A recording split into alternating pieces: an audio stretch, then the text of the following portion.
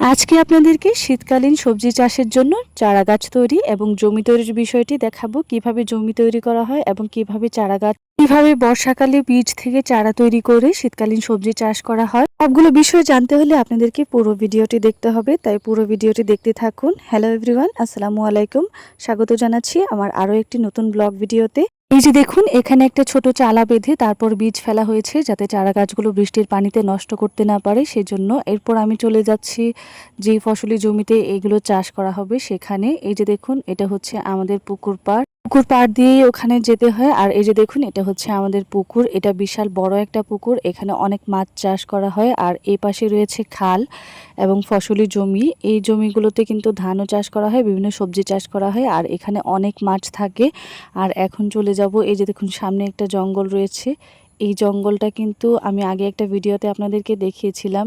জায়গাটাতে একটা বট গাছ রয়েছে আর সেটার মাঝখান দিয়ে একটা বড়ই গাছ চলে গেছে, উঠে পড়েছে। আর এই জায়গাটাতে সন্ধ্যার পরে অনেকে আসতে ভয় পায়, বলে এখানে নাকি ভূত আছে। অনেকেই কিন্তু আগেও এই জায়গাটাতে ভয় পেয়ে গেছে। আর এই যে দেখুন, এই যে গাছটা, এটার বীজ কিন্তু খাওয়া যায়, বাচ্চারা খায় এই বীজগুলো।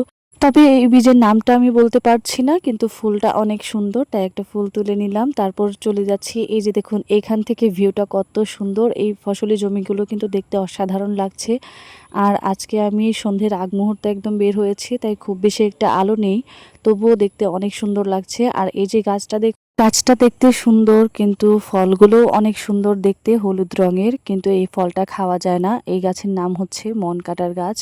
এটার কাঁটা অনেক ভয়ানক, যার পায়ে এটা বিঁধেছে সে বলতে পারবে, কারণ এই কাঁটা বিঁধলে অনেক ব্যথা করে। আর দেখুন ফলগুলো কত সুন্দর হয়ে আছে, কাঁচা এবং পাকা। তারপর আমি চলে যাচ্ছি, এই যে ছোট্ট একটা সাঁকোর মতো রয়েছে, সেটা পার হয়ে চলে যাব যে জমি চাষাবাদ করা হবে সেই জমিগুলোতে। এই জমিটাতে কিন্তু করলা চাষ করা হবে।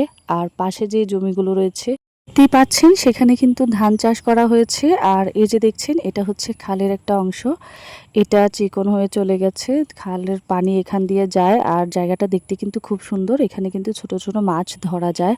আর এই পাশ দিয়ে আমি চলে যাচ্ছি যে জমিতে করলার চাষ করা হবে, পাশাপাশি অন্যান্য চারা গাছ লাগানো হবে, সেটাই আপনাদেরকে দেখাবো কোথায় লাগানো হবে।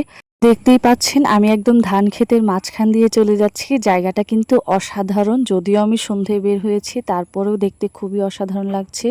খুব একটা আলো নেই, আলো অনেকটা কমে গেছে। আর বিকেলবেলা এই সময়টাতে ঘুরতে বের হলে খুবই ভালো লাগে। এই যে দেখুন পাশের জমিতে রয়েছে করলা চাষের জমি। এখানে কিন্তু একবার হাল চাষ করা হয়েছে ট্রাক্টর দিয়ে, তারপর আবার যখন লাগানো হবে তখন একবার চাষ করা হবে। এরপর যে জায়গাতে বীজ ফেলা হবে সেই জায়গাটার মাটি প্রস্তুত করা হবে, বিভিন্ন ধরনের সার মিশিয়ে তারপর মাটি প্রস্তুত করা হবে বীজ ফেলার জন্য।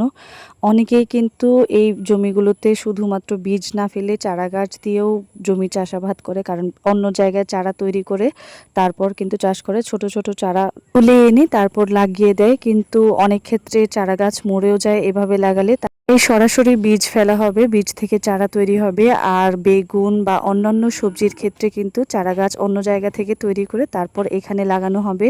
পরবর্তী ভিডিওতে আমি আপনাদেরকে দেখাবো কিভাবে মাটি তৈরি করা হয়েছে এবং কি কি সার মেশানো হয়েছে, তারপর বীজ ফেলা হয়েছে সেগুলো দেখাবো। ছাড়া কোন ট্রাক্টর দিয়ে হাল চাষ করা হয়েছে সেটাও আপনাদেরকে দেখাবো। আজকের ভিডিও এ পর্যন্তই। যদি আমার ভিডিওটি ভালো লাগে তাহলে অবশ্যই লাইক, কমেন্ট, শেয়ার করতে ভুলবেন না।